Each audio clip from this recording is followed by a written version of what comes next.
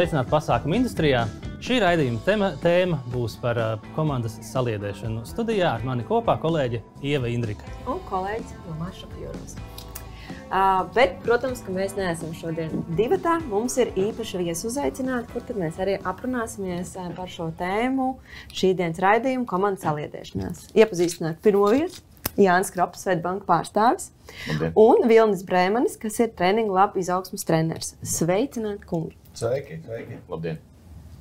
Jā, varbūt tādā ieskatam iesākumā varat iepazīstināt kāds ar sevi. Sāksim ar Jāni, kā tav ikdienā izskatās un cik ļoti tu esi kādās attiecībās ar komandas veidošanu un saliedēšanu. Man būs jāapbēdina. Ikdienā es ar komandas veidošanu ļoti maz saskaros, jo es strādāju ar medijiem. Esmu mediju attiecību vadītājs Svetbankā, bet mana loma pasākumos veidojas ar to, ka man ir bijusi pieredze strādāt Latvijas radio, Latvijas televīzijā, un tad neviļus kolēģiem rodas tā, kurš varētu novadīt? Jāni, varbūt tu varētu. Ja? Un tad tā, labi vienreiz, labi otrreiz. Un otra, protams, lieta ir tā, ka es kā darbinieks piedalos tajos pasākumos. Kaut kur nedaudz es redzu to pasākumu rīkošanu, tāpēc, ka kolēģi no manas daļas ciešā saistībā, ar ko es sēžu blakus, rīko šos pasākumus. Līdz ar to es ļoti daudz ko dzirdu no viņiem par praktiskajām lietām. Un otra lieta, mēs ļoti daudz ko arī apspriežam savā starpā. Tā iemesla dēļ, ka, man liekas, pasākumu rīkotājiem tā grūtākā lieta ir tā, ka visa jēzga nāk uz viņu galvas. Ja? Tad alkohols ne tāds, vai uzkodas ne tādas, stāvvietas nav, pasākuma formāts ne tāds, visiem ir vienmēr viedoklis. Un tad mums ir tā dabīgā izlāde, ka mēs viens otram stāstam visu to sāpju, un tad mēs viens otru paglaudam un sakām, ok, un ejam tālāk. Tas tāds īsumā, ja? Pavisam īsumā. Jā, Vilni. Jā, tad ikdienā es esmu, kā jau minēju, izaugsmes treneris komandajā Training Labā. Mana ikdiena ir kā reiz šāda komandas veidošanas un komandas saliedēšanas pasākuma vadīšana, organizēšana un svarīgākais droši vien kompānijas mērķu sasniegšana, kas ir saistīta ar to, kāda ir izaicinājuma komandās. Un paralēli arī vadu vadīšanas prasmi, vadības komunikācijas treniņus. Un cik ilgi nodarbojies ar šo arodu? Kopumā, faktiski, ja tā paskatās, tad pirmo komandas saliedēšanas pasākumu droši vien es noorganizēju vēl skolā 2. klasē. Manuprāt, jau esot kā klases organizatoriskais cilvēks un tā, bet tādā biznesa kontekstā tie ir jau vairāk kā 20 gadi. Un ikdienā saistībā ar komandas veidošanu vēl paralēli šiem darbiem, tad esmu bijis arī liels kompānijas vadītājs celtniecības nozarē, kā arī ikdienā strādāju ar deju kolektīviem, esot par vadītāju, par repetītoru, līdz ar to tur arī tā rūpe par to komandu ir.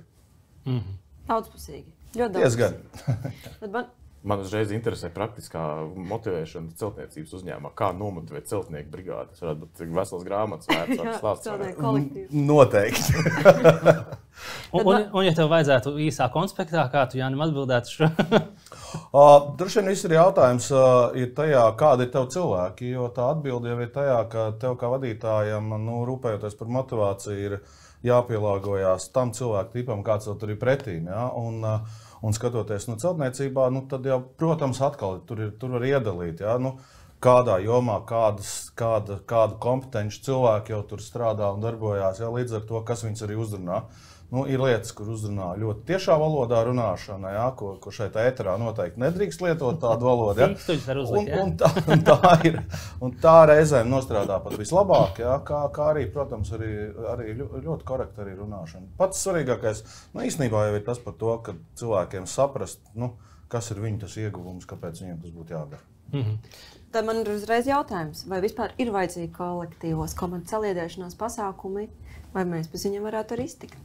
Es teiktu, noteikti ir vajadzīgi. Man ir sanācis pastrādāt uzņēmumā, kurā praktiski nav nekādas komandas saliedēšanas, un uzņēmums tagad Svetbanka, kas ļoti lielu uzmanību pievērš komandu saliedēšanai, dažādiem starpkomandu pasākumiem, visas bankas darbinieku pasākumiem. Tas lielā mērā ļoti motivē. Ļauj gan labāk saprast. Un es teiktu, ne tik daudz kolektīvs kā komanda, jo, manuprāt, kolektīvs ir vairāk, kur vadītājs dod tev uzdevumu, tu atnāc no rīta, izdari savu darbu mājās. Man tas vairāk tādu ražošanu atgādina, tādā ziņā sliktā izpratnē kapitālisma sākumu. Ja? Atnāc pie savu darba galda, nostrādāja, aizgāja. Man galva vairs nesāp par to. Manā gadījumā es domāju, ka vairāk ir komanda, tāpēc, ka komanda nozīmē, ka cilvēki ar dažādām prasmēm, spējām sanāk kopā, un tad ir tā spēja to paleti salikt kopējā ritmā. Nevis vienkārši nodot uzdevumus, bet jau saprast, kas tiešām kuram labāk strādā. Tā kā es teikšu, manuprāt, tas ir ļoti svarīgi. Paldies!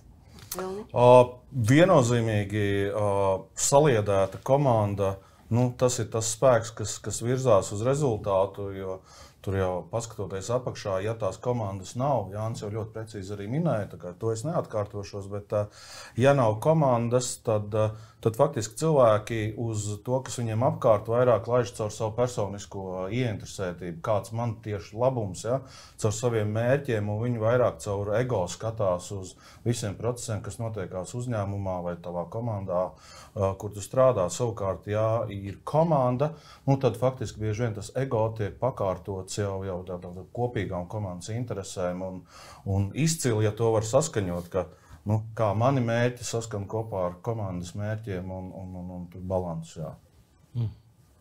Tad tas kolektīvs un komanda atšķirās tāds, ka kolektīvā katrs ir tāds pa sevi, un tā komanda ir visus to vienu mērķi iet pareizi. Es teiktu, ka jā, ja tādos dažos vārdos ir jā, tur, protams, ļoti daudz nianses, kas to visu veido, un tā, bet komanda, protams, ir vienība, kura dodās uz kopīgo mērķi, kur izprot un saprot, kādēļ viņi to dara un kāds viņiem iegūms, kāds komandai, kāds uzņēmumam iegūms. Ja? Un tas ir saskaņots. Jā. Jā, mēs arī ar Vilni nedaudz jau aizkadrā parunājām par šo komandas saliedēšanu, komandas veidošanu un vienkārši komandas laiks.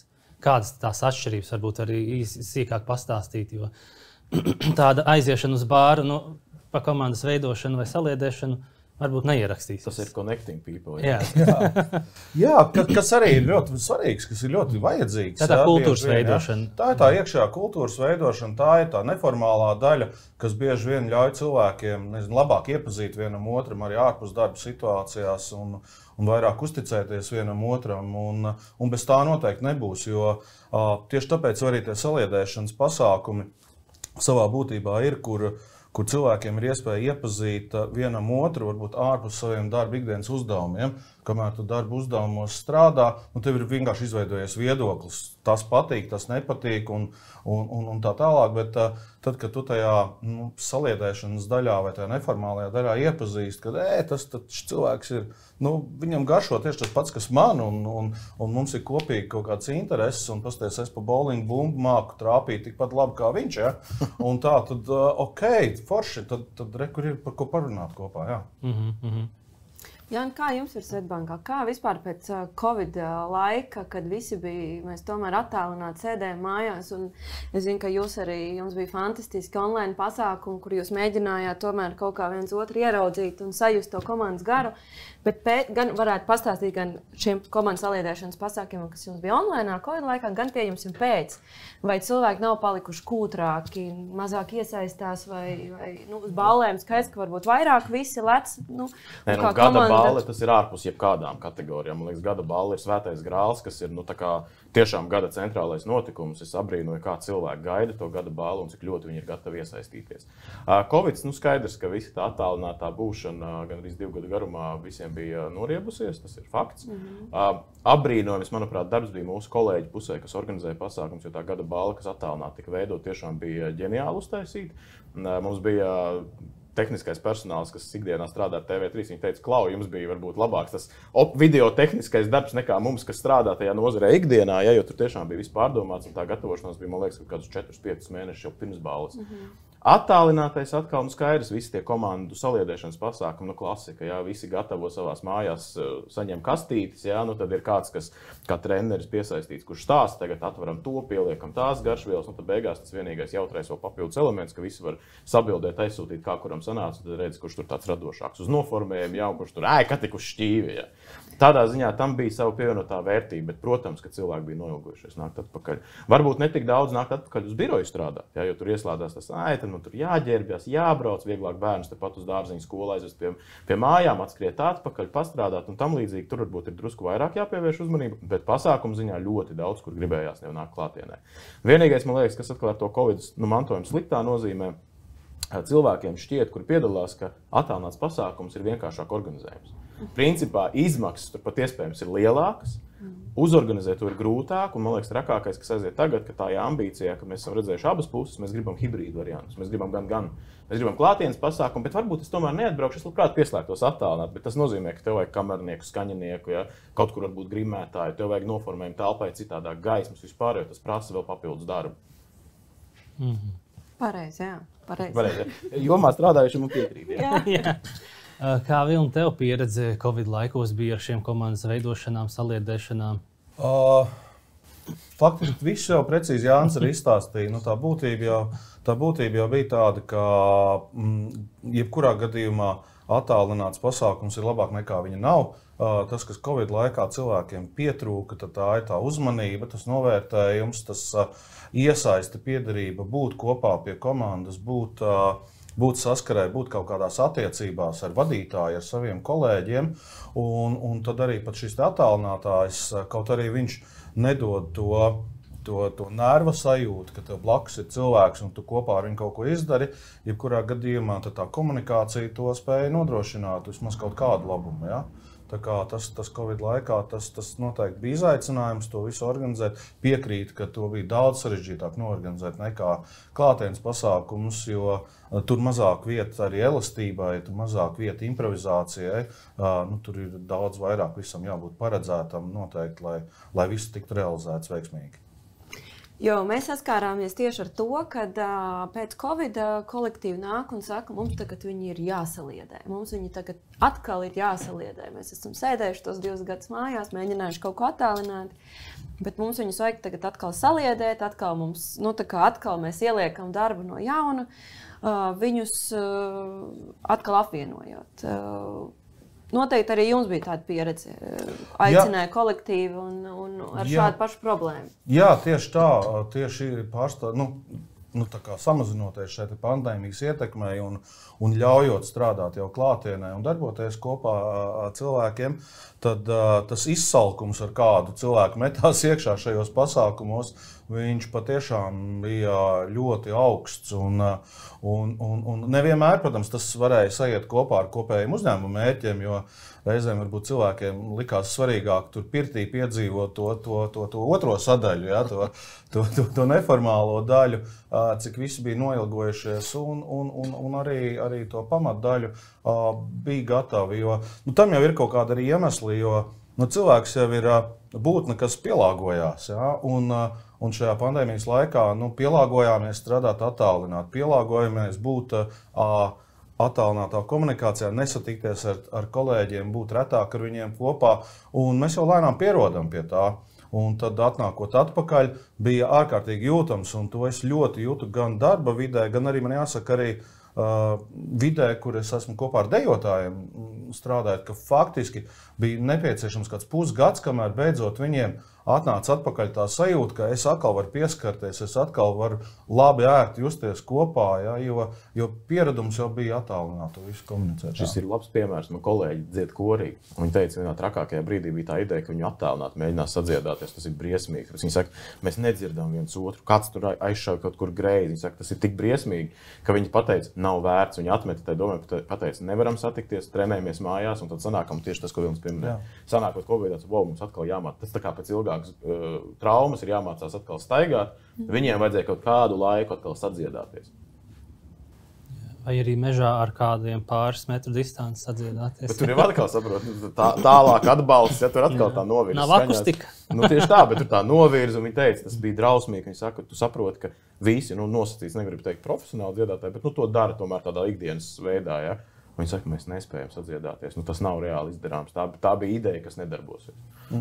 Jā, un tad vajadzīgs atkal laiks, lai sasinhronizētos. Jā, bet man liekas, arī baigi labā lieta, ko Vilnis pieminēja, bija tas starp Covid laiks, starp tiem pandēmijas viļņiem.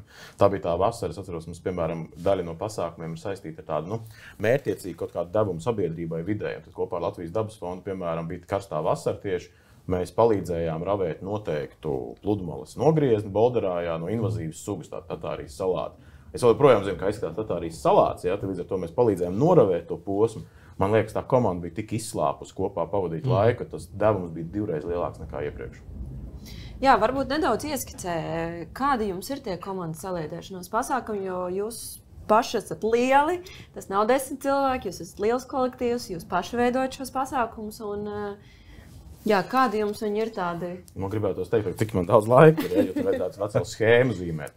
Es nodalu, mums, protams, ir ārējie pasākumi, iekšējie pasākumi. Ja mēs runājam par komandas saliedēšanu, skaidrs, mēs runājam par iekšējiem pasākumiem. Katrai komandas vienībai gada laikā no uzņēmuma pienāks noteikts budžets, ko var izmantot komandas saliedēšanai. Protams, klasika, es pieņemu, tas nav nekas unikāls. Laivu brauciens, kaut kas fizisks, jā, pārgājiens, tur kaut kāda spēle, kaut kāda aktivitāte ar fizisko piepūli, lai pēc tam no A punkta tiktu punktā B, tad būtu pusdienas, tad kopā atpūstos, jā, parunātos. Uzreiz saku, alkohols nav iekļauts. Jā, visa šāda connecting people sadaļa ir uz pašu rēķinu, jau pēc tam pašiem savā starpā organizējoties, bet tas ir tāds pats mazākais solis. Tad, protams, iet uz priekšu, ja mēs ejam pa tādu līmeni uz augšu, ir vadītāji visādas līderības dienas, jā, kas nozīmē, ka jau komandas veidošanā salikt šos vadītājus kaut kādā kopējā sazobē. Piemēram, klasiski pieminētā līderības diena nozīmē ne tikai kaut kādu veidu savus kolēģus uzklausīt stāstos par iedvesmojošiem stāstiem, piemēram, ir bijis dažādi, katru cilvēku pandēmijas laikā atrod savu spēku, turpināt uz priekšu, motivēt savas mazās komandas, kas ir zem viņiem un tam līdzīgi, bet arī tādi filozofiski aspekti, kas liek, kā man kolēģi, kurus centos uzrunāt, nākt savā vietā, bet kur, diemžēl, laika dēļ nevarēja atnākt, kā viņi saka, tas brain power, ka tu veido to smadzeņu intelektuālo piepūli kopā, lai saprastu, ka jūs spējat ievirzīties kaut kādā vienotā tajā intelektuālajā plūsmā. Un tad, protams, ja mēs ejam tā pavisam ātri uz priekšu, tad ir lielākās vadības sapulces, šīs strateģiskās plānošanas sapulces, kas nav vienas dienas pasākums, kas nozīmē, ka viņiem arī ir iespēja gan šīs gastronomiskās izvērtības, tādas kopējās vakariņas, kurās cilvēki var nepiespiestāk atraisīties, nakšņošana, kas ir obligāti tādā ziņā, lai tu vari to intelektuālo kapacitāti trenēt, atpūtināt, atkal trenēt. Un, protams, es domāju, tas arī iedod tādu tuvāku draugu sajūtu. Tas tāpat kā man šķiet, ja mēs pie draugiem aizbraucam ciemos. Ieskriet uz 3 stundām ir viena lieta, palikt pa nakti ir pavisam cita lieta. Jo vakarā ir citas sarunas, jā, vakarā ir cita veida atmosfēra, tāpat kā brokastis, jā, kā man kolēģis smējās, ka tajās sapulcēs ir no rīta var redzēt, kurš ir aizpampušāks atnācis, jā, tad kurš ir vēl kaut ko paņēmis līdzi, jā, uz to sapulci tādā veidā. Tas ir par iekšējām. Mazās pavisam tādas saliedēšanas pasākumu lietas ir arī ar kaut kādu, kā es pieminēju, to pievienoto vērtību. Piemēram, ja mēs gribam veicināt izkustēšanos, ir piemēram jūmu kustība. Ja, tātad mēs saliekam komandas iekšā, sareģistrējamies, skaitam soļus, kura komanda uzvarēs, kura būs aktīvākā. Es zinu, ka, piemēram, mūsu juridiskā pārvalde, viņi tik aktīvi paņēma to uzdevumu, ka, man liekas, viņi visus savus komandu pasākumus pakļāva jūmu aktivitātei. Tad ir arī tematiskie tādi pasākumi, piemēram, veicināt kaut kādu noteikti ilgtspējas aspektu. Mēs esam banka, kas iestājas par ilgtspējīgu nākotni, līdz ar to, piemēram, veicinam velobraukšanas kultūru. Visi, kas noteiktā dienā atbrauc uz darbu ar velo, ja viņiem pārsteigums, viņi tur dabū dāvaniņu piekārt pie velo. Un tad sākas atkal citi saka, bet es atnācu ar kājām, kāpēc man neviens nemotivē? Tad saprotu, ok, nākamreiz jāpaņem kāds, kurš staigā ar kājām, jo tādā veidā jāpamotivē. Ir dažādi šie aspekti. Ja? Nemaz nerunājam par to, ka pieminētais Latvijas dabas fonds, manuprāt, tā bija ļoti laba iniciatīva. Mēs esam bijuši Līgatnes dabas parkā, ja, palīdzējuši iekārtot gan rododendru taku, gan arī tur viņiem pēc būvniecības bija uzbūvēta jauna dzīvniekiem māju, līdz ar to mēs palīdzējām sakopt vidi ap šo būvi, izklāt sūnas un tādas lietas, respektīvi palīdzēt ne tikai pašiem samotivēties, bet iedot to palīdzīgu roku arī cilvēkiem, lai viņiem nav jāalgo darbinieki vai pašiem jātērē tam laiks, izveidinot galvu 3 stundas kārtīgā fiziskā darbā, kas iedod arī papildus motivāciju mums.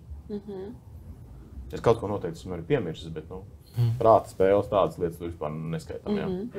Jā. Jo šeit atkal visur, protams, tas kopējais ir tas mērķis.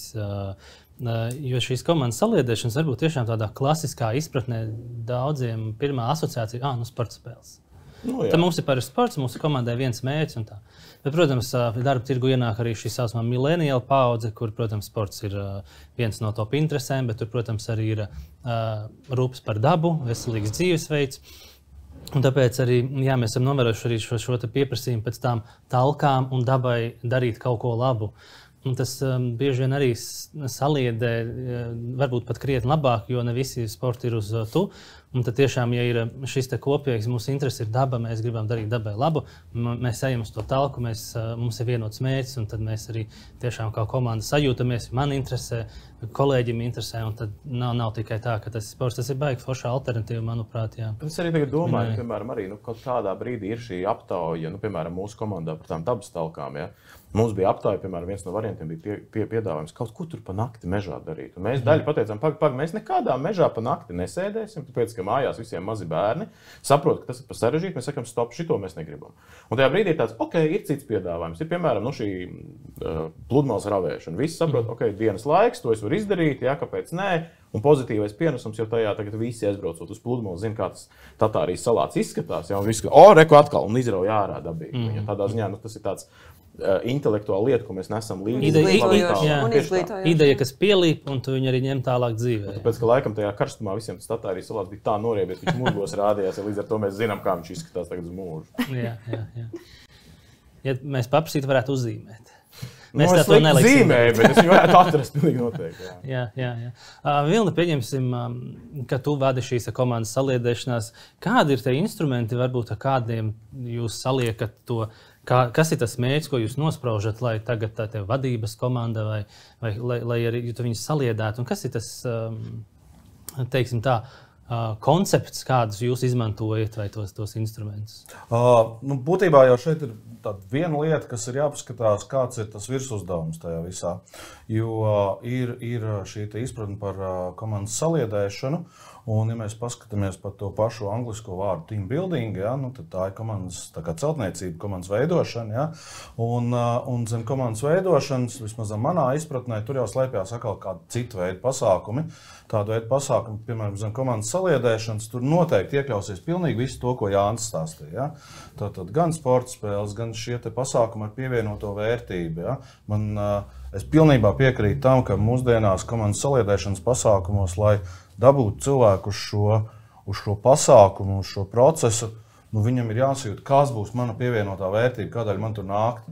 Jo tikai tāpēc, ka darbam vajag, tas nav iemesls, kāpēc nākt, jo patiešām mājas un tāpat šīs labūtības tēmas, ja, viņas jau tomēr, no vienas puses mēs par viņām runājam, lai tas tā būtu, un otrā brīdī ņemam nost, sakot, ka tev tagad jābūt ir nevis sestdienā pie ģimenes, bet tagad darbā, ja, tad tur ir pretruna, ja, kā tur labūtība tajā brīdī. Bet, protams, ja tam tiek pievienot kāda pievienotā vērtība klāt, tad cilvēks saprot, kā vārdā, un viņš tad arī izvēlās šoreiz būt kopā ar darba kolektīvu, ja, un varbūt ar ģimeni tad pārcēt to kopā būšanu uz kādu citu nākamo laiku. Tā kā tas ir par tiem komandas saliedēšanas pasākumiem, turpat man īstenībā būs grūti ko piebilst, ja, kā komandas saliedēšanas pasākumos tas ir kopā kaut ko darīt, kopā piedzīvot, kopā paveikt, ja, un kur arī katram, es teikšu tādā teorētiski skatoties, kur katram ir kaut kāda arī iespēja izvēlēties, cik daudz viņš iesaistās, ko viņš tieši dara, kā viņš dara, ka viņam nav tāda piespiedu. Tagad tev obligāti ir tie, cik 5 vai 10 Tatārijas kāposti jāizvelk ārā. Ja? Tas nebūs saliedēšanas formāts. Ja? Nav jānodod 10 kg. Jā, tieši tā. Savukārt, ja mēs runājam par komandas veidošanas pasākumiem, kā es tos redzu, tad tajā brīdī tur jau ir lielāks virsuzdevums, tur jau iet runa jau par tādu kāpšanu ārā no komforta zonas, tur jau iet runa par to, kā izprast un saprast, kas komandā strādā, kas nestrādā, kas ir tās izaugsmes lietas, kur mums jāierauga, ko mēs varam attīstīt, lai kļūtu kā komanda spēcīgāk savā starpā. Un tad šajā brīdī tur jau strādā nedaudz citi instrumenti. Tur mūsu kā treneru uzdevums ir radīt vidi, pieredzi, kurā cilvēkiem ir iespēja ieraudzīt ārpus darba situācijās, kā viņi savā starpā sadarbojās. Bieži vien klasika jau Latvijā droši vien ir tas iegājies, ka tas ir ieiet kopā ar vienību mežā, ja, ar grupu mežā ieiet un no meža iznākt ārā jau ar komandu. Ja. Tad mežā tur piedzīvot kopā kādus pārbaudījumus, misijas, uzdevumus, kuri savstarpēji jāsadarbojās, jāuzticās vienam otrā, jāpaveic kādi darbi. Un tad tas komandas veidošanas process viennozīmīgi notiekās ar refleksiju, kas ir ārkārtīgi svarīgs process. Ja saliedēšanas daļā varbūt tā ir patiešām tāda mazāka varbūt sadaļa, kā varbūt pēc tam pajautāt, kas patika apkopot informāciju, dzirdēt uzlabojumus un lai nākamreiz zinātu, varbūt, kad vajag vairāk kotletes vai mazāk kotletes vai kaut ko citu, ja, tad tajā komandas veidošanas brīdī tur jau mēs pēc katra uzdevuma strādājam jau ar komandas refleksiju, kurā jau mēs atskatāmies, kas mums sanāca, kas varēja būt labāk, kas katram jāizdara, kur mēs meklējam, varbūt laužam tās lomas, kur ir tā loma, kādu katram dalībniekam jāieņem, lai veiksmīgāk spētu strādāt komandā. Bieži vien mēs cilvēki atnāk ļoti kompetenti, atnāk strādāt vienā komandā, un tad notiekās tā cīņa, ja? Kurš būs karognesējs, kurš būs enerģijas, kurš būs tas, kurš varbūt reizēm dos tās opozīcijas viedokli, varbūt to atšķirīgo viedokli, ja? Un tad saprast tās lomas, pieņemt tās lomas, tad tas ir tas komandas veidošanas uzdevuma, komandas veidošanas procesa uzdevumiem. Ja? Un tur jau tad ir vairāk, tur mazāk ir tās iespējas, gribu, negribu. Tur vairāk ir tā, es tagad to daru, lai atskatītos. Ja, ja drīkst papildināt vienu lietu, man liekas, kas ir laba, nezinu, kur es to lasīju, bet ir kaut kāds arī brīdis, ka ir svarīgi arī, ka ir kāds tas nīgrais kolēģis, jo esmu nīgrais. Man vienmēr tās, priekš kam to vajag, un es atceros, ka bija kaut kāds brīdis, kurā man ar kolēģiem atsevišķiem izveidojās tieši tas mūsu team buildings to, ka viņi smējās par mani, sakot, Jānim atkal, priekš kam to vajag, viņš bolīsies, priekš kam to vajag, bet beigās izdarīs un būs priecīgs. Jo man vajag to papildus grūdienu, tā kā, beidz ņemties, izdari, un es izdarīšu, man nav tā, ka es atteikšos darīt. Un tad sanāca, ka tā kā negatīvs moments, par kur es varbūt nedaudz pats pārdzīvoju, sakot, ko tur es atkal, es neredzu jēgu, un tad es tur kritizēju, un es uzdodu jautājumus, priekš kam to vajag. Bet man ar kolēģiem izdevās, ka tas radās kā tāds mikroklimats mūsu starpā, ka vienkārši pēc, Jānim atkal nevajadzēs, un tad visi iesmēja par to, un tad jau sanāk tāda dabīga, satīmošanās kopā, ka mēs pasmējamies par to, ka es būšu nīgrs.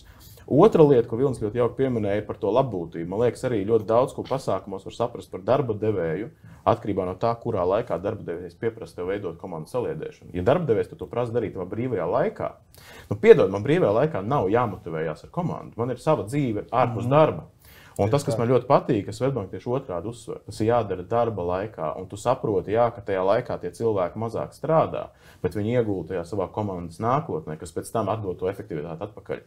Un man ir sanācis tā, ka man pazīstam cilvēki, kas strādā mazākos uzņēmumos, kur ir šī otrā pieeja, un tu saproti, ka tā saliedēšana strādā pretēji. Viņi ir sakaitināti ar to, ka viņiem varbūt ir plānots teātris vakarā, vai tur, nezinu, bērnam kaut kas bija plānots izdarīt, viņš vienkārši gribēja sēdēt mājās, lasīt grāmatu, un viņam ir jādodās kaut kādu pasākumu, ko viņš negrib doties. Man liekas, tas ir ļoti svarīgi, kurā laikā mēs to darām. Tas viennozīmīgi, un iedomājieties, kāds var būt komandas saliedēšanas brīdis, ja tev atbrauc tādi, 10 Jāņi, tādi mīgrie Jāņi, ja?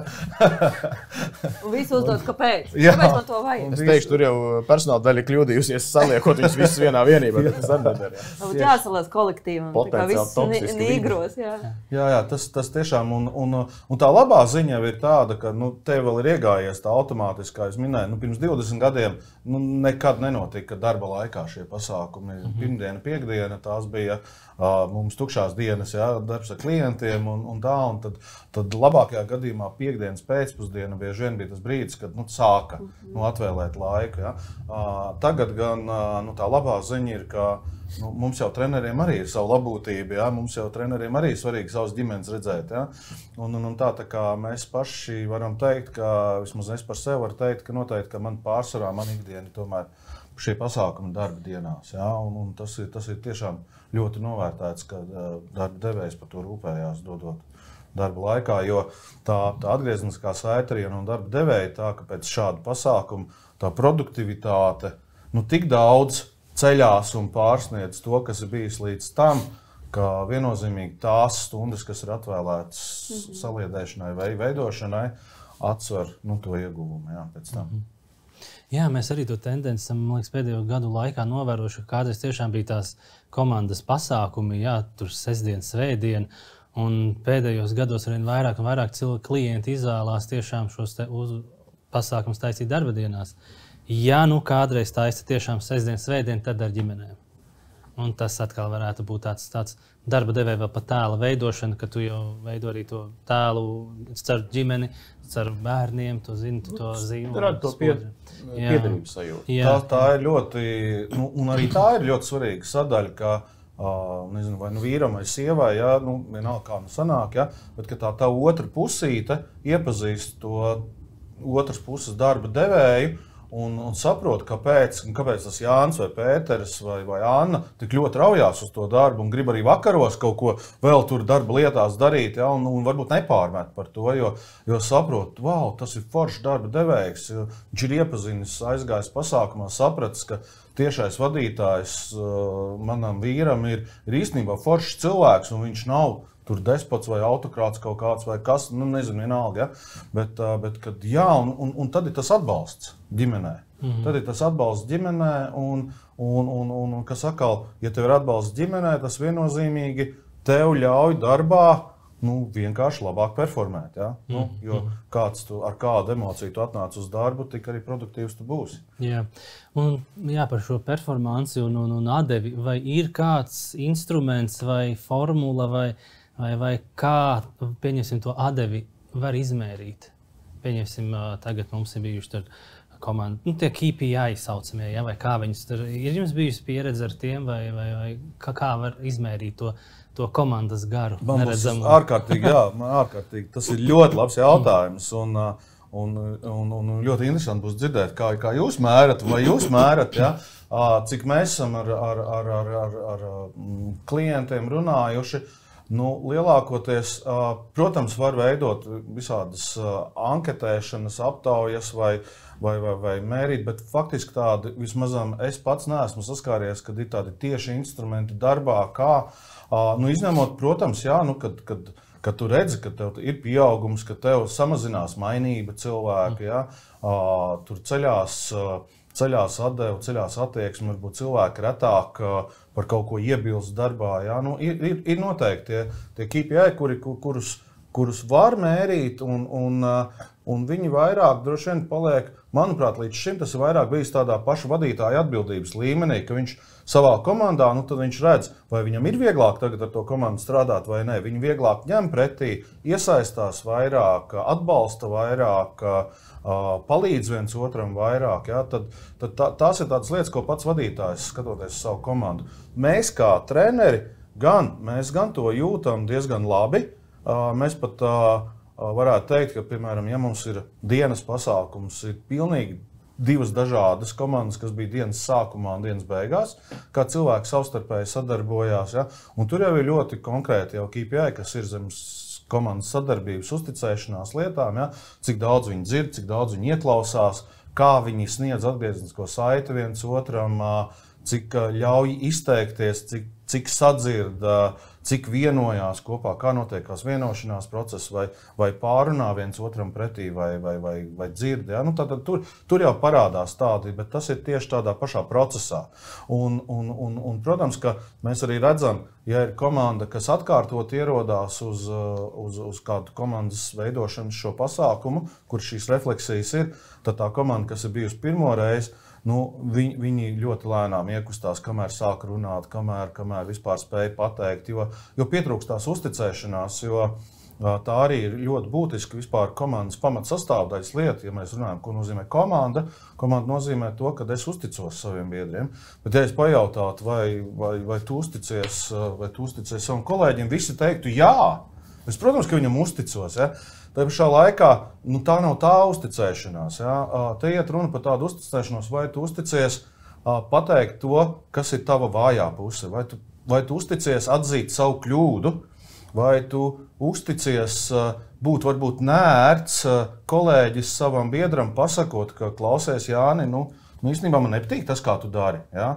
vai man tev būtu ieteikums, es gribētu, ja? un tā, ka tu prasi to līdzatbildību no komandas biedra virzoties uz rezultātu, un tas jau ir tas uzticēšanās vai tas komandas process, ja? Kas parasti pirmajās reizēs komandām ierodoties pasākumiem nav. Tur ir ļoti grūti dabūt ārā, tas ir jāiesilda cilvēki, lai viņi vispār sāktu runāt. Tas ir saistīts arī ar mūsu mentalitāti, ne? Kad mēs esam tādi kūtrāk atklāties, atvērties, runāt. Jā, viennozīmīgi. Mums ir bijusi pieredze kopā ar itāļu kolēģiem strādāt un Itālijā strādāt. Ja? Tad Viņus nevar aizvērt. Tur vienkārši tieši tā, viņš vienkārši ļoti viegli spēja. Viņš spēja arī paraudāt, un viņš var būt emocionāls, un vienā brīdī vienas emocijas, nākamajā citas, un viņš jūtās labi, un viņam viss ir kārtībā. Mēs latvieši tajā brīdī tā nopietni. Viss aizvarās, jā. Es tikai, kamēr latvieši jāatver, tikmēr itāļi jāpaspēj aizvērt. Kāds rezultāts būs? Mums tieši viens no lielākajiem sadarbības partneriem ir viena itāļu aģentūra tīkls, un bieži vien arī braucam pie viņiem. Tur tiešām ir vīna vakars, pica. Visi vienkārši runā par visu. Tu kaut kur toreiz kaut ko ne tā izdarīji, viss kārtībā sabučo 3 reizes. Jā. Un viss tur ir tiešām tieši atvērti un tā mentalitāte visam citam. Tā kā faktiski, tavs jautājums, kā var izmērīt, tad šādi arī var izmērīt. Ja tavā komandā tavi cilvēki nebaidās, ja tavā komandā cilvēki, piemēram, sapulces laikā nevis tikai noklausās vadītāji un ir gatavi arī paust savu viedokli, paust labas lietas, paslavēt viens otru, ja? vai paust arī varbūt netik ērtas lietas, kā Jānis minēja, kas tā viņa loma reizēm, ja? Tad, ja tas tā ir, tad tas jau ir rādītājs. Tas jau ir rādītājs, ka tur kaut kas no tās komandas ir. Klausoties Vilni, es gribēju tikai pieminēt, jā, protams, man prātā nāk uzreiz kaut kādas aptaujas, bet mums atkal arī ir savs iekšējais tīkls internets, protams, un tur ir dažādas lietas par dzīves Svetbanku darba jautājumiem, saliedēšanas pasākumiem un kaut tik vēl nē. Viena lieta noteikti arī aptaujāt uz darbiniekus pirms pasākumu. Kur ir aptauja, ierakstiet, ko jūs gribat. Piemēram, šobrīd gatavošanās gada ballē notiek, tad izdomāt, kurš no vietējiem māksliniekiem uzstāsies. Tad ir vienkārši aicinājums, lūdzu, komentāros sarakstīt, ko jūs gribētu. Ja? Protams, tur ir abnormāli daudz visa kā. Es nezinu, kā viņi izvēlēsies, kurš būs īstais, vai viņi tiešām skaitīs vai nē, bet ir tā iespēja, ka es kā darbinieks varu pateikt, ko es vēlos. Ja? Tātad neatnākt un neteikt, tagad būs jāklausās kaut kas maksā varbūt lētāk vai dārgāk, atkarībā no tās izvēles. Otra lieta, atkal, kā mēs skatāmies uz tiem saliedēšanas pasākumiem, ja ir piesaistīts treneris, es pilnībā saprotu arī to, ka vadītājs, kurš paaicina šo treneri komandas saliedēšanai, arī aprunājās pēc tam ar treneru un ar pašu komandu, izvērtējot rezultātus. Arī treneri vienmēr mums ir devuši to atgriezenisko saikni, saprast, kas ir mūsu vājās, stiprās puses, nevis individuāli tur pateikt, Jānis Nīgers, kas ir slikti vai labi, ja nenotiek šis lineārais pretnosacījums labi, slikti. Ja ir pateikts, jums kā komandai plusi, labās lietas ir paternos tādas, citur atkal sliktākās vājās vietas varētu būt tādas, ja, pie kā jūs varat piestrādāt. Otra lieta, manuprāt, arī ir kaut vai pēc pasākuma labi. Emocionālais veids būtu, piemēram, paskatīties, cik cilvēki grib atgriezties tajā pasākumā, vai viņi grib pēc tam piedalīties vēlreiz, un atsauksmi pēc tam. Protams, ir dažādas atsauksmes, kurš kāds pasaka, man nepatika kola, es gribēju Pepsi, ja, tas tāds, ok, labi, paldies, ja, to tu tā īpaši neņem vērā, varbūt, tāpēc, ja vien tie nav visi darbinieki. Bet atkal otra lieta, manuprāt, ir saprast to, kas cilvēkiem tiešām iet un neiet. Un tādā ziņā gada balva, man liekas, es saku, svētais grāvs, tur vienkārši tā cilvēku motivācija ir abnormāli augstā līmenī. Bet arī ir kritika saņemta pēc tam, tā arī ir bijis. Jā, te gan arī var piebilst to, ka jums bankā tad ir balle, ja, kā tāds lielais pasākums. Un atceroties atkal vēl gadus atpakaļ, kas bija, tad, kad bija 2008. gada, šī liela ķeza, liela krīze, ja, Dišķibele, ja, tad tajā laikā no vienas puses mēs kā komandas saliedēšanas, komandas veidošanas pasākuma organizatori izjutām to kritumu, ka mazāk viņas tiek organizēti. Tā pašā laikā tas bija brīdis, kurā mums viņš patika ar to, ka šie komandu vadītāji, tā kā Jānis jau minēja, viņi spēja noformulēt, kas ir katram pasākumam mērķis, kādēļ es viņu organizēju. Viņš zināja, kāpēc viņš to dara. Viņš pēc tam paprasīja no trenera to atgriezenisko saiti, jo līdz tam faktiski mums bija pasākumi tā, norganizēt, ček, viss ir. Es komandai esmu iedevis, ko jūs čīkstat. Ja? Jums bija pasākums, priecājieties. Ja? Tad bija tā sajūta, ka tā nauda ir apritē, lai man nevarētu piesieties, ka es neesmu neko devis komandai. Drīzāk tāds vadītāja KPIs izpildīts, uzorganizēt balli. Jā, viss ir savu čeklistē, viss ir. Es esmu labs bijis vadītājs. Ja? Tad izvēlējās un jau zināja tos mērķus. Un man jāsaka, ļoti daudz kompānijas, varbūt pat mēs saskārāmies ar to, ka nevis nevis atcēla komandas veidošanas un saliedēšanas pasākumus, bet tieši otrādā, ka atcēla balles, veltot visu atkal naudiņu tieši tādiem vairāk tādai komandas izaicinājumiem, komandas kopā būšanām. Un tas arī, protams, ir atkarīgs no tā, kas tās bija pa kompānijām, jā? Kādi bija atkal mērķi tajā brīdī, kādi cilvēki tur strādā, kas viņiem tajā brīdī ir svarīgi. Jā? Tā kā gan. Jā? Gan. Plus vēl arī es teiktu, gada balli nenozīmē tikai ballīti un labās emocijas. Manuprāt, gada balles svarīgais aspekts ir arī spēt pateikt paldies noteiktām komandām. Banka, kurā ir dažādākās funkcijas. Mums ir kritiskās funkcijas, kur cilvēks strādā 24/7 režīmā, jā, ar slīdošiem grafikiem. Tu nevari pateikt viņam, mēs taisīsim tikai darba laikā pasākumu. Filiāļu tīklu darbinieki, viņi nevar vienkārši vienu filiāli šodien neatvērsim, ja mēs brauksim ar laivām. Jā. Līdz ar to viņiem ir jāpielāgo tā situācija. Manuprāt, kas ir ļoti svarīgs, arī spēt iedot šo svētku sajūtu un pateicību šiem cilvēkiem.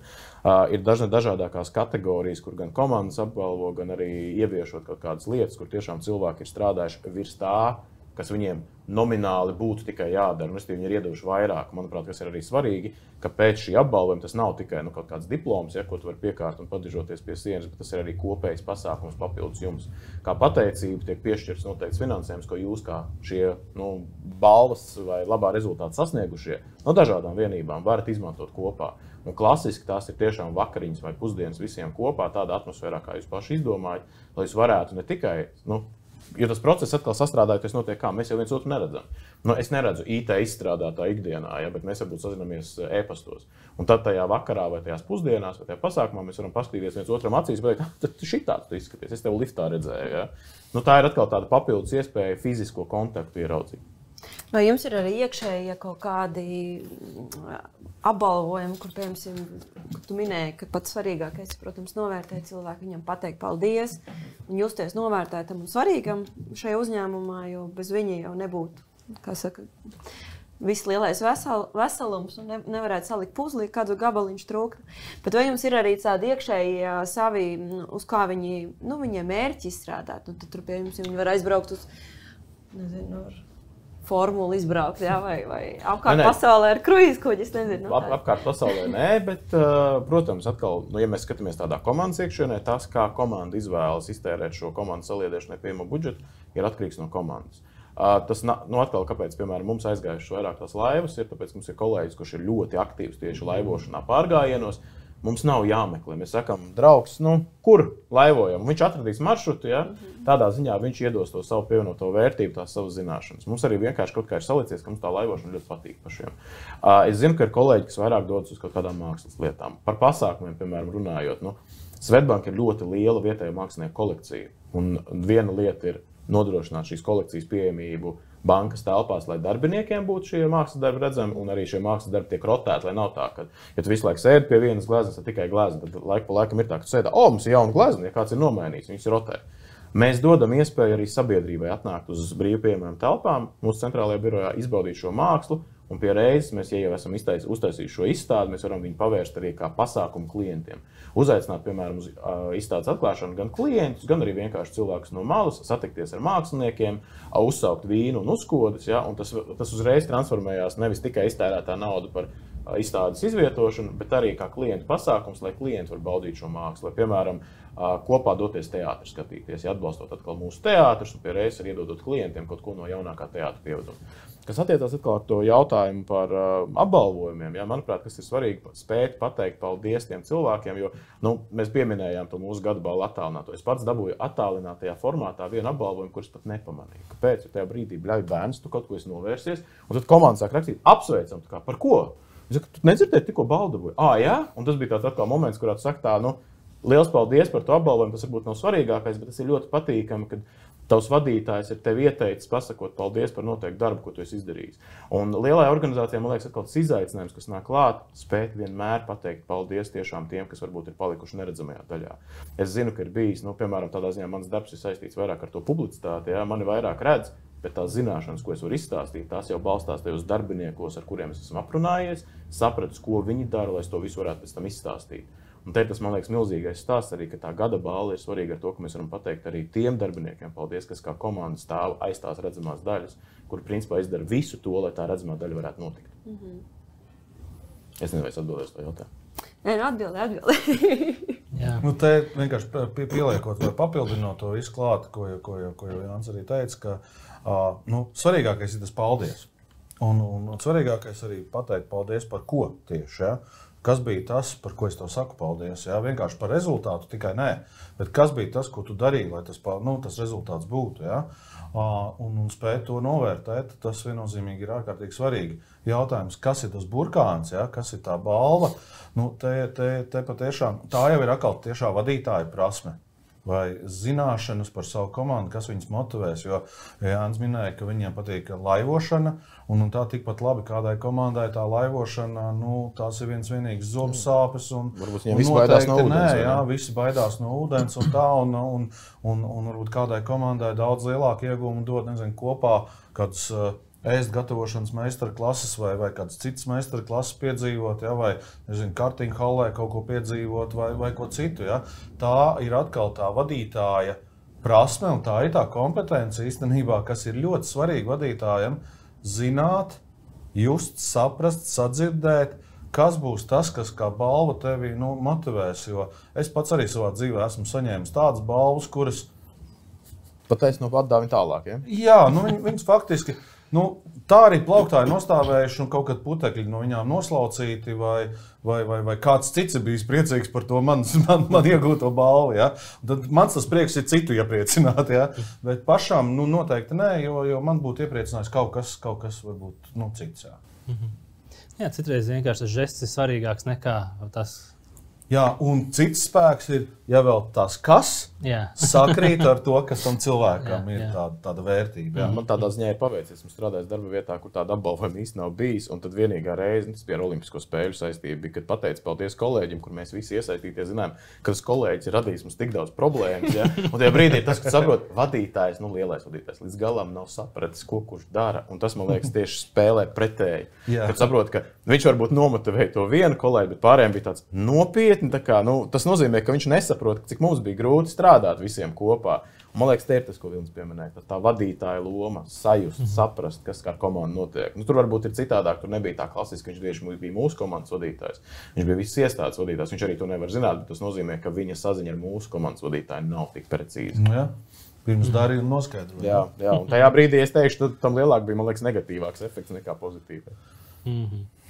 Jā, un Vilni, kāda ir tā trenera pieeja, ja ir vadības komanda. Tiešām kāda valde, kas 11 gadus strādā kopā. Kā ir, varbūt viņi jau tur pieauguši viens otram ir klāt, vai ir kaut kādi tie mehānismi vai rīki, kā viņus izstumt ārā, lai viņiem to performance paceltu kā komandai tādiem, kas varbūt jau tiešām ir jau valdes līmenī un nedaudz varbūt pat iestagnējuši. Un visu zina. Jā. Un jau visu zina. Jā, viennozīmīgi. Šis ir ļoti būtisks jautājums, bez kura vienkārši pat norganizēt šādu komandas veidošanas pasākumu nav iespējas. Jo, lai tev sāktos izaugsme, tev ir kaut kur jāizkāp no tavas komforta zonas ārā. Ja? Ir faktiski mūsu kā treneru uzdevums procesa laikā ir apzināti radīt vidi, kurā vienā brīdī sākas, es viņu saucu par konfliktiem, ja? Bet konfliktam jau ir pozitīva, gan pozitīva, gan negatīva. Bieži vien sabiedrībā to uz konfliktu skatās kā tikai kaut ko negatīvu. Faktiski konflikts tas ir kaut kas tas, kas palīdz attīstīties. Ja? Tā tomēr ir viedokļu dažādība. Un tad mūsu kā treneru uzdevums ir radīt vidi situāciju, kurā šai komandai, kura izgrūž to komandu ārā no komforta zonas. Un te ir tas, ka vienas pareizās atbildes nav, kas būs tas. Es varu iedot tikai tādos piemēros, ka, piemēram, bieži vien izpratnē izkāpt no komforta zonas ir tad iedot tādus uzdevumus vai pieredzi, tad kopā ziemas laikā izdzīvot mežā vai noiet tur tos 25-30 km pārgājienā, ja, ar laivām tur spēt izdzīvot vēl kaut kādas lietas, kas ir saistīts ar tādu fizisku izkāpšanu ārā no komforta zonas, nezinu, lecieni, virves, vēl kaut kādas lietas, ja, pārkāpt pār šīm personiskajām robežām. Un man jāsaka, ka tas nevienmēr ir tas, kas izliek cilvēku ārā no komforta zonas. Es zinu, ļoti daudz kompānijas var nosaukt, kuros cilvēki to vien gaida, dodiet man šādus pasākumus, un viņi gaida to, lai viņi varētu tur performēt. Un tā nav viņiem izkāpšana ārpus komforta zonas. Šiem cilvēkiem bieži vien mums izdodas noskaidrot, ka iedodot viņiem vienkārši kādu prāta spēli vai cieto riekstu, spēt atrast vienošanos, vienkārši komunicējot, tajā brīdī lūst visas barjeras un tur parādās īstā cilvēka daba un tā tālāk. Ja? Tā kā tas ir tas mūsu kā trenera uzdevums pirms treniņiem, pirms pasākumiem, skaidrot, izzināt, saprast, kāda komandai bijusi iepriekšējā pieredze, ko viņi ir darījuši, kas viņiem ir viegli sanācis, kas viņiem ir radījis kāpšana ārā no komforta zonas. Ja? Un tad dzirdot to pieredzi, tad jau mēs veidojam to programmu tādu, lai viņiem būtu tā situācija, kur viņiem ir jāizkāpj ārā no komforta zonas. Ja? Un, protams, te man arī ir jāsaka, ka mēs ar saviem kolēģiem kopā, draugs Rolands arī, ar ko mēs bieži vien pasākums kopā veidojam, tad mēs pat smējamies, ka mēs zinām, kas būs pirmie 2 uzdevumi programmā, pat 2 dienu, 3 dienu programmā, bet mēs nezinām, kas būs 3. uzdevums. Jo pēc pirmajiem uzdevumiem skatoties, mēs saprotam, kur komandai ir komforta zona, kur viņi jūtās labi. Un ja es turpināšu viņiem dot tādu veidu uzdevumus, tad faktiski to, ko viņi pēc pasākuma teiks, mēs bijām baigi foršie. Un tas treneris mums neko jaunu nepateica. Ja? Un tā, mēs jau zinājām to, ka mēs esam forši.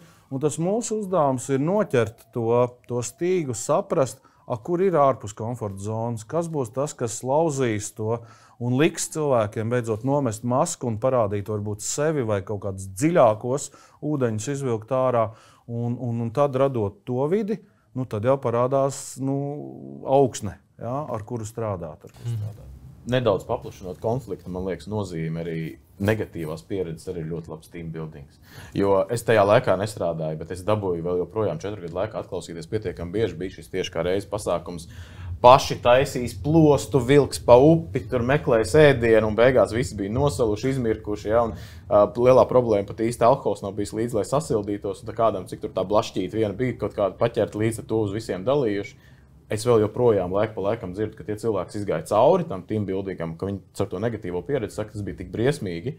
Mēs to negribam vairāk atkārtot ne mūžam, bet tas viņus ir saliedējis kopā, viņi vēl joprojām par to runā, un viņi vēl joprojām spēja vienoties. Jā, tas bija briesmīgi, tik augsts man nekad nav bijis dzīvē. Jā, man arī ne, un tu saproti, ka viņiem tas kodols ir ļoti cieši no tā, ja? Lai gan pasākums bija pilnībā izgāzies. Jā, kopēja trauma. Un ko es gribētu piebilst, varbūt viņiem likās, ka pasākums ir izgāzies. Bet ja tāds kā vajag. Ja tu esi, jā, jo tas arī, ko es ikdienā esmu saskāries, ka bieži vien mums kā treneriem, man reizēm jautā, kā tu vari tos cilvēkus likt ārā no komforta zonas, bet tas ir mans uzdevums, un man nav uzdevums patikt cilvēkiem. Mans uzdevums ir panākt rezultātu, un te mēs varam likt līdzības ar armiju, ar sporta komandām, ja, kur arī, lai sasniegtu rezultātu, un tajā pašā armijā ir jāiziet tā ellē cauri, lai pēc tam cilvēki tajā stresa vidū, kas ir armijā, kas ir kaujā, lai tajā brīdī tie viņu refleksi strādātu pareizi, atbilstoši komandas interesei. Lai tev ir grūti treniņā, bet viegli kaujā. Jā, lai kaujā, lai tavi refleksi strādā pareizi. Un tur ir jālauž tie refleksi, tur jārauž tavi ieradumi, tavi uzskati, tavas vērtības un jāpieskaņo un jāsameklē tas kopējais. Tā kā nevienmēr, kā saka, tas, ka cilvēks saka, ka man pasākums nepatika, tas nenozīmē, ka tas pasākums bija slikts. Ja iet runa, un te es gribu novilkt to robežu, ka, ja tas ir stāsts par saliedēšanas pasākumu, kam ir vairāk tā nozīme nomotivēt komandu, labāk, lai komanda sajūtās visi kopā, tad tajā brīdī varbūt tas būtu ļoti spēcīgs rādītājs, kurā ir jāieklausās. Savukārt, ja tas ir bijis komandas veidošana procesa laikā, un cilvēks pateica, man nepatika, tas varbūt pat ir plusiņš. Tas varbūt pat ir novērtējums tam, ka izdevās dabūt ārā viņus no tās komforta zonas. Vienīgais teiktu, gan kāds tas mērķis tam uzdevumam. Protams, ja man tagad pateikt, aizēju mežā sacērt baļķus, sasien plostu, es nevaru dot garantiju, ka es sasiešu tā, ka tas plosts neizjūs, es vienkārši nezinu, kā to darīt. Tas nozīmē, ir jābūt kādam trenerim, mentoram, kurš saka, tu sien nepareizi, jāsien šādi, tad tas būtu paceļami. Pretējā gadījumā man nav zināšana, kā es to varētu izdarīt kvalitīvi, un laikam es negribētu mācīties no pieredzes upes vidū ar plostu, kas jūk ārā, vai ne? atkal, MacGyver uzdevumi ne visiem der. Jā, tieši tā. Mums ir ļoti izcils piemērs. Mums bija viens klients, kas ir profesionāla hokeja komanda 2. labākajā līgā. Ja? Viņiem bija jauna sezona, viņiem bija jauni hokeisti gan no Ķīnas, no Somijas, no Kanādas. Viņi bija diezgan jauni, un arī tas menedžers ar treneru korpusu bija viņiem uzstādījums, mums vajag viņus salauzt.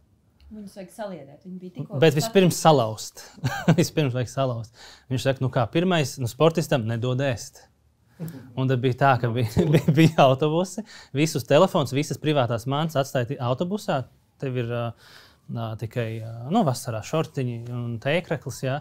Un tad bija jāir NT kilometri pret straumi. Kā plus uznāca negaiss, kas bija plus. Treneru korpusam tas bija plus. Spēlētāji, protams, nebija tik priecīgi un tā. Un, protams, ne viņiem telefoni, nekas, visi galīgi slapji. Tad viņi, protams, aizērējās tur vēl galā. Viņiem ir NT militārie uzdevumi, tādi, kas ir saucamie hardcore. Ja? Un iet jau uz beigām tā dienas programma, un beigās vienkārši visa komanda vienkārši nē. Visi sāk aplaudēt, visi mēs ejam apmēram uz bāzi. Un tad, protams, viņus tur sagaidīja treneris, kurš nolasīja tur viņiem tādu morāli, ka viņi tiešām komandas kapteinis. Viņš piecēlās, teica, veči, šitā mēs nevaram darīt. Ja spēles vidū mēs šitā salūzīsim, kas tā pa komandu būs? Redz, varbūt atkal atšķirība kāda. Viņiem ir tas cīņas elements. Ja? Mūsu komandā līdz galam nav cīņas elementi. Mums nav neko jācīnās. Mums ir jāatrisina problēmas krīzes situācijās, un tas būtu trakākais, kas mums ir. Līdz ar to tas ir dažu cilvēku jautājums. Un tas, es teiktu tā, ja man tagad vajadzētu ar manu komandu kopā iziet kaut kādiem spartiskiem pārbaudījumiem cauri, es domāju, mēs visticamāk biežāk jautātu, priekš kam mums tas vajadzīgs. Jā, šajā gadījumā tā ir sporta komanda, kas jo viņiem ir jāgatavojas tādām spēlēm, kurās viņi nedrīkst salūst. Tas tāpat kā visi kolēģi, kas ir zemesardzē, viņi saka, kāpēc man ir pārbaudījumi, es saprotu, jo man ir jāspēj fiziski izdarīt noteiktas lietas. Ja tu esi informatīvajā nodaļā, tad tev nav vajadzīgs izskriet ar 50 kg somu cauri mežam 3 dienu laikā, vai ne? Jo te ir katram uzdevumam komandas veidošanā apakšā ir kompetences, kuras tev ir jāspēj parādīt. Ja? Un tad zinot mērķi, kas ir jāattīst šiem cilvēkiem, tas uzdevums jau viņam tiek pielāgots. Ja? Jo diez vai tieši tā jūsu komandai ir vajadzīgs šis fiziskais cīņas un vēl kāds moments, kas tagad būs. Ja? Tur noteikti ir apakšā kāds cits process. Par daudz iemācot, tas var atsist atpakaļ kādā brīdī, vai ne? Jā, tieši tā. Tur ir jautājums, varbūt, kā spēt atvērties vienam otram, kā uzticēties, kā sadarboties, vēl kā spēt vienošanos, sameklēt grūtās situācijās. Ja? Un tur jau atkal uzdevumi tiek piemeklēti. Tā ir tā bāze. Jā. Man tieši arī nākošais jautājums. Sākām runāt par varbūt nestandarta situācijām un pasākumiem. Vilni, varbūt arī Jāni. Kas ir bijis tev tāds nestandarts? Piemēram, mums ir bijis mūsu pieredzes viens piemērs, kur kolektīvs vadība lūdza integrēt kauču, izaugsmes treneri savā kolektīvā kā jauniņo darbinieku. Viņš 2 nedēļas nāca uz darbu ar viņiem kopā. Kā saka? Ikdienas office. Ikdienas office, ja? Un pēc tam deva to rezumē, vienkārši vērojot. Ja? Un neviens nenojaut, ka tas ir iesūtītais izaugsmes treneris. Tas ir mums bijis tāds nestandarta. Kas varbūt jums ir bijis tāds netipiskākais, nestandarta vai komiskākais? Visu kaut ko varētu, ārpus tādiem, kā mēs saprotam, komandas saliedēšanas trendiņi. Būs, ka nenāk prātā pagaidām. Izdomāt, no kurienes pusdienas visiem pasūtīt. Par laimi, nē, mums iekšējās komunikācijas vadītāji ir tiešām cilvēks atspēr. Man liekas, viņai vienmēr ir idejas, un ja vajag uzorganizēt team building, iedot tikai viņa iespēju.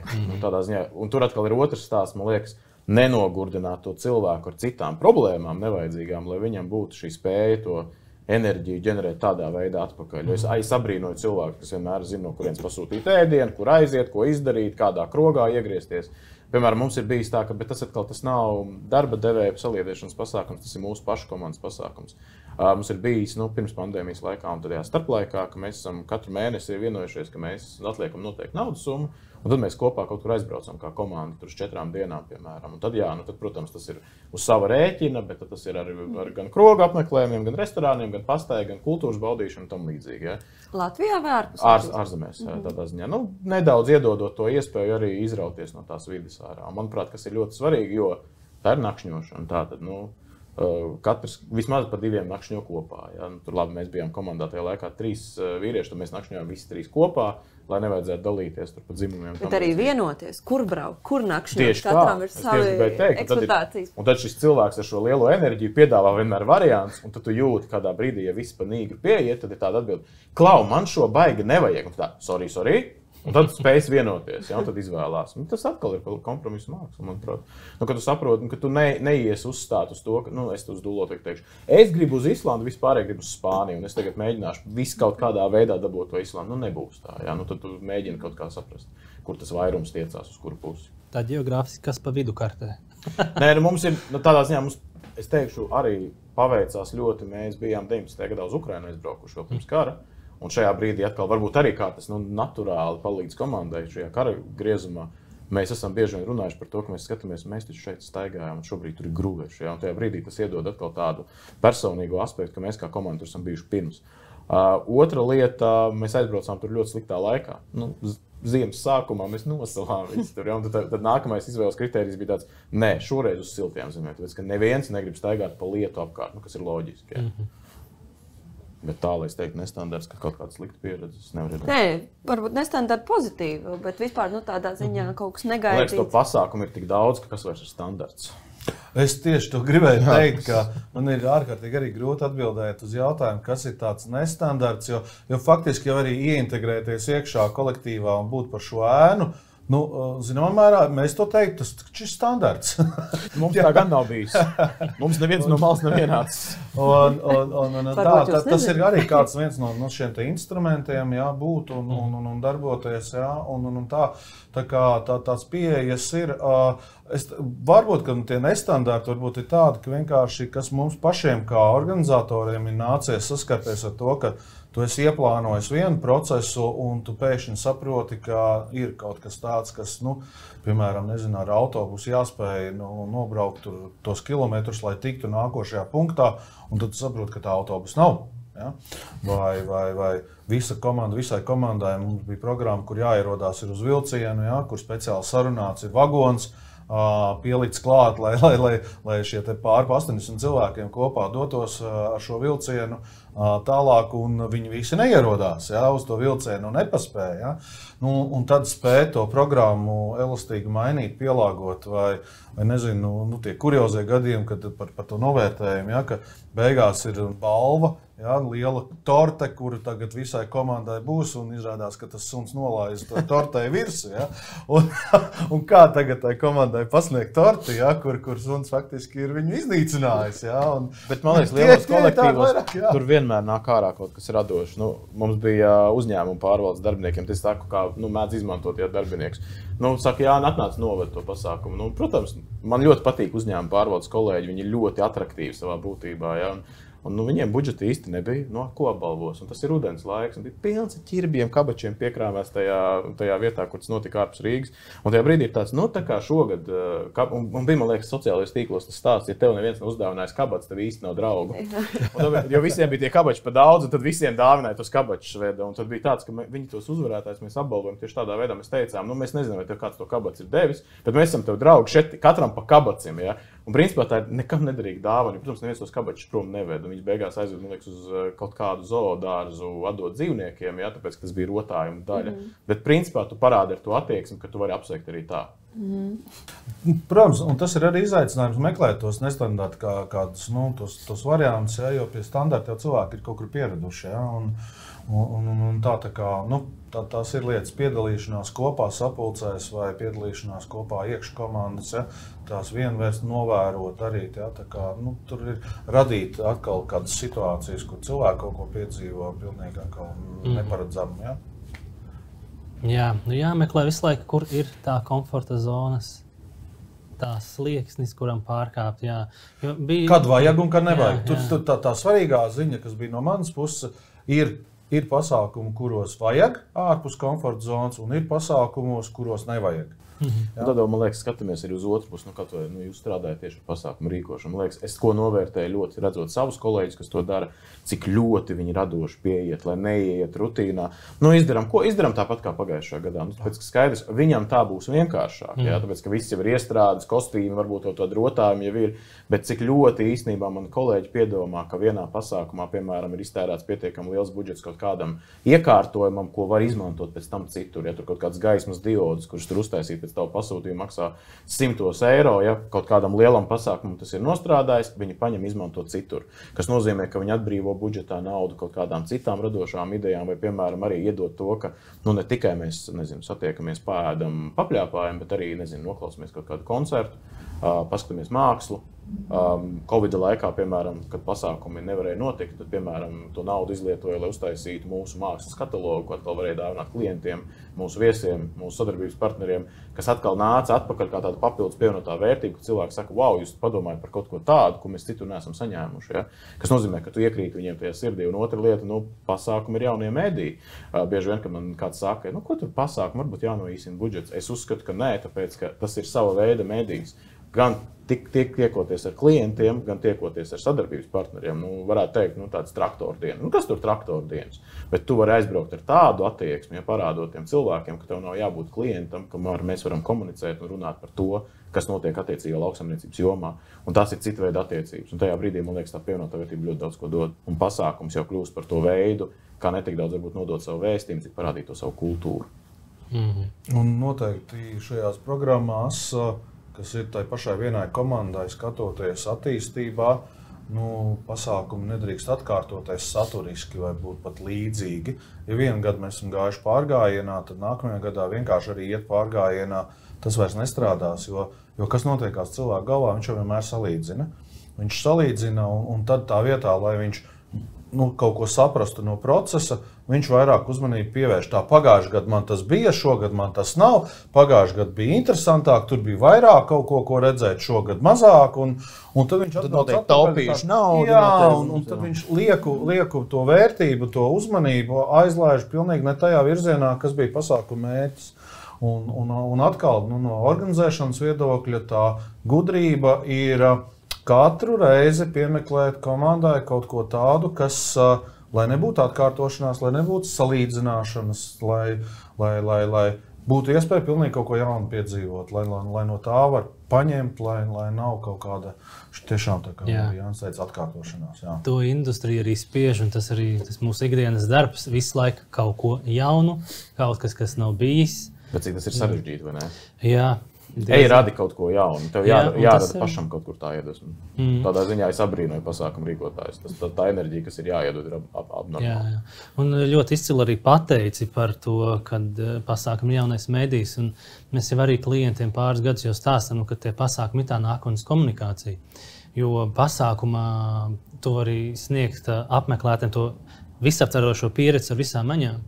Ne tu caur telefonu, ne tu caur ekrānu neinodosi, tu pagaršot, pasmaržot, sataustīt, sabučot, un tu neiedosi. Pasākums ir unikāls tādā veidā, kad tas ir klātesošs. Plus vēl arī tas, ka, man liekas, arī auditorijas ambīcijas ir citādākas. Tas, ko auditorija sagaida. Ja kādreiz tiešām kaut kāda preses relīze skaitījās pilnīgi normāli veids, kā komunicēt, manuprāt, šobrīd ir tā, labi, kaut kāds tur fórums, ko es varu paklausīties, ir jauki, bet es gribu kaut ko sirdī arī. Un tajā brīdī, man liekas, tas tā kā mēs runājam par jauniešu ienākšanu, mediju telpā, kā viņi patērē lietas. Tas tipiskais stāsts, ka jauns cilvēks īpaši nelasa garus tekstus. TikTokā to nevajag. Ja viņš lieto TikTok, tad tev jābūt TikTokā. Un tajā brīdī, man liekas, mēs arī saprotam, ka auditorija kļūst tuvāka tam, ka viņi negrib patērēt šausmīgi daudz pieblīvētas informācijas, varbūt tāpēc labāk pasākumā ir uzsaukt viņiem koncertu. Ja? Sarunas starpbrīdī vai pirms un pēc, bet pa vidu ir šī intelektuālā bauda, kas var atslodzi sev uztaisīt tīri baudot mākslu. Yeah. Un te pavalkot atkal deķīti uz to komandas veidošanas pusi. Šeit ārēja pasākumu veidošana, jā. Tad šo pasākumu atkal tā vērtība un tā būtība ir tāda, kas arī ir, ko ļoti labi atkal saprot tieši sporta komandas profesionālās, ļoti labi to saprot. Armija to ļoti labi saprot, ka to, ko arī tas pats majors Slaidiņš stāsta, ka tu nevari jauniesaucamos uzreiz laist karā, tev ir jāsaliedē komanda, un tikai tad, man liekas, katrā pārraidē viņš min šos vārdus, vai tā komanda bija saliedēta pirms viņu vispār devās kaujā. Tad sportā un armijā šo ļoti labi saprot, un tad šie komandas veidošanas, komandas saliedēšanas pasākumi notiek pirms tiek vispār komanda saņem uzdevumu kaut ko kopā darīt. Biznesa vidē droši vien par šiem 20 gadiem mans novērojums ir, ka tā lielākā tendence tomēr ir komandas veidošanas vai tādu komandas attīstību sāk domāt tajā brīdī, kad tu saproti, bāc, man nestrādā kaut kas, ja? Man kaut kas te jādara, man te rekur nav rezultāts, man rekur cilvēki buntojās, man cilvēkiem nav attieksmes un tā tālāk. Ja? Ka īstenībā tas tiek darīts pēc tam.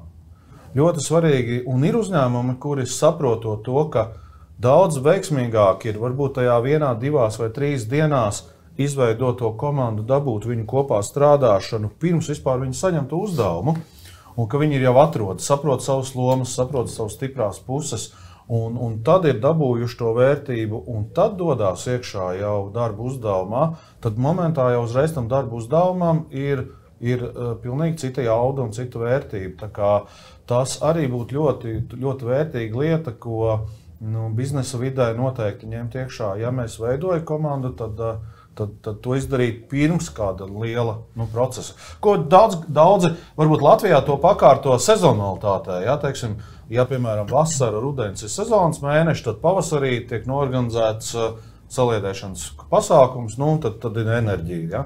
Tādā veidā tas gan tiek darīts. Jā. Varbūt raidījuma noslēgumā, kas būtu, Vilni, ko tu varētu novēlēt visiem personāla daļā, kas ir tie vai cilvēkiem, kas atbildīgi par komandas veidošanu un šiem kolektīviem?